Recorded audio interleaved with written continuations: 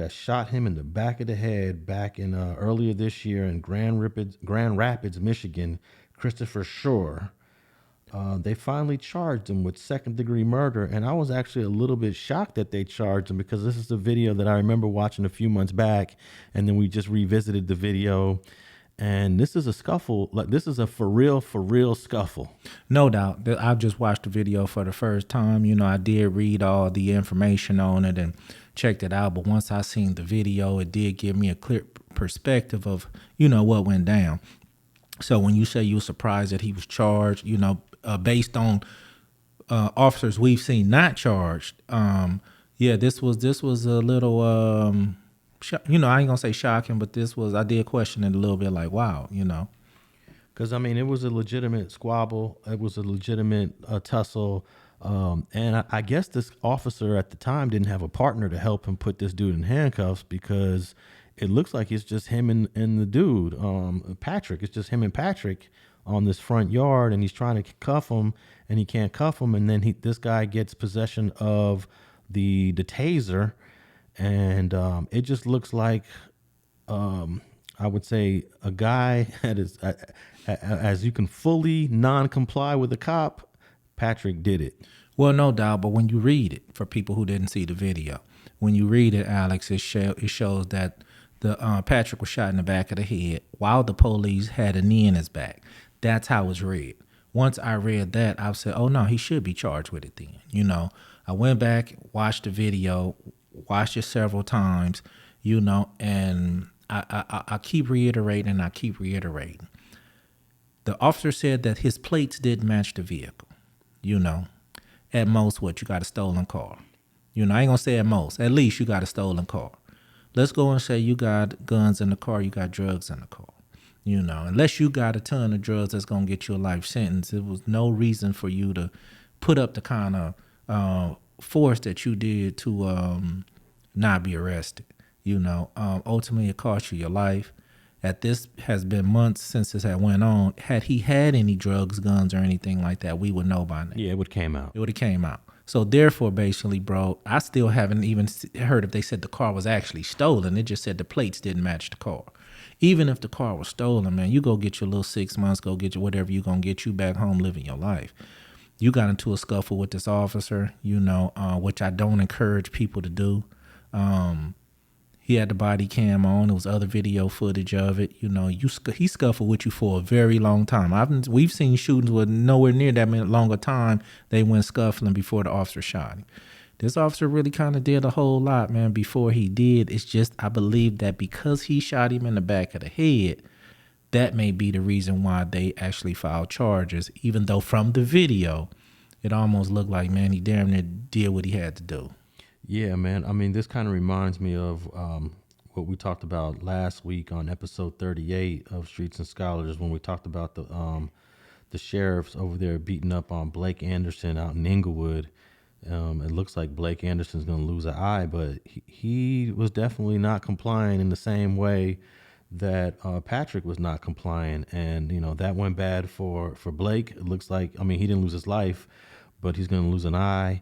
And I'm really, it's hard for me to defend these guys that don't comply, that end up getting shot and killed by the police, because we know how that ends up. It's not like he had his hands up and he was surrendering and got shot and killed. He's fighting and fighting and fighting. And if you look close at the video, I do believe he's got the guy's taser. He's got the police officer's taser in his right hand. And from the body cam footage in the first tussle they had, because they actually had two tussles. In the first tussle, he just clearly grabs the taser. Yeah, he just grabbed it. Yeah. You know, hey, you grab a cop's taser, man. I think it's you know, anything goes at that point. Well, you know, you're using the kind word of comply. You know, and it's clearly just another word to get the people who's listening a better view. You know, this was clearly high power resistant. You know, he wrestled with the officer and fought with him for a minute. I mean, they struggled, they tuggled, he grabbed a taser. And listen, man, I'm never for an officer killer, a white officer killing a black man ever. You know, all I'm saying is this guy could have his life.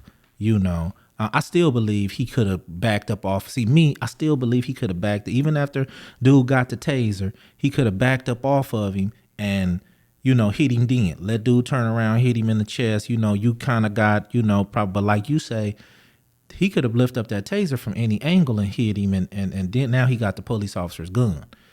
So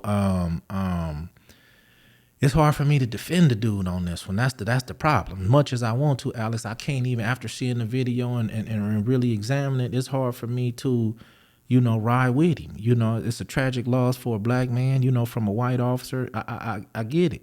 But at the same time, this is not the case of some of these other situations that we see out in the street, and I just think dude could have preserved his life if he fought and fought and fought. He never got subdued until he was dead. He never got his hand his hands was never behind his back. He fought with the officer the whole time. So yeah, it was just tragic, man. There's even a point when they're wrestling on the ground, the cop is on his back, and Patrick almost kind of just lifts his whole body off the ground. No. Like my big brother used to do me when I'm trying to ride. He just get up. I'm on his back. He just get up, do what he wanted to do.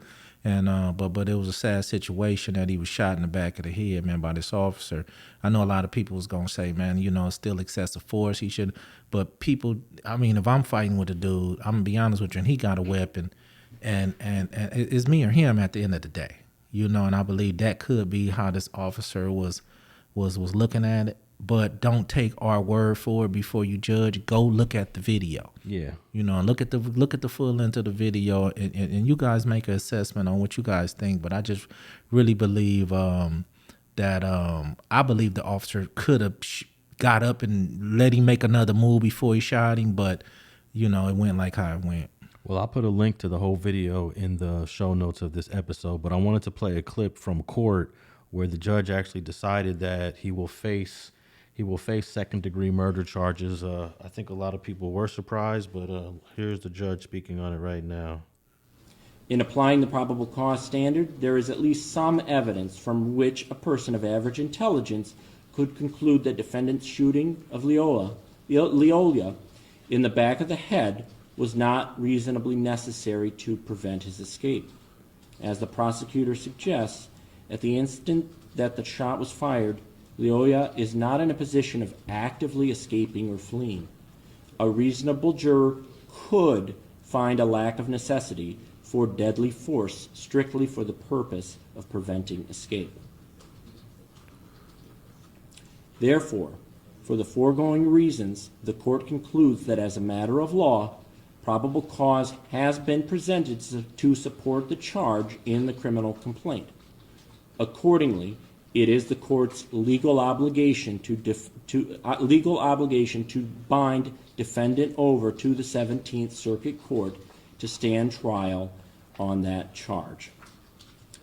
And you know what? I think that the officer got the same treatment that you and I would have got. Even if we were right about the way we had to defend ourselves, we still got to go to court and fight it.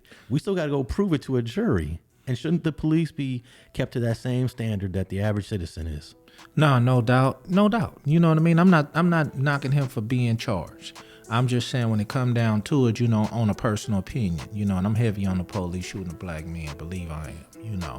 I'm just so to me, I get more mad at the suspects who do the running, who do the extra. Well, it ain't even a running. It's the fighting with the officer. Putting yourself in a situation to be gunned down over minute shit. You know what I mean? If you a murder suspect, no, I got you. Do all you can do. If you are, you a life sentence coming, do all you can do. I get that. But in these minor situations, Alex, where you can go get 1 or 2 years, if that, you losing your life, and then we saying that, the officer, I would just believe, like I say, this officer, he have a fight to fight. I believe he have some, with the right representation, he can come out all right, but also with the right jury, he could be convicted. Well, I think if he gets a high-power attorney and he argues that he felt that his life was threatened because Patrick had possession of his taser and he didn't comply to police commands, he might beat this case.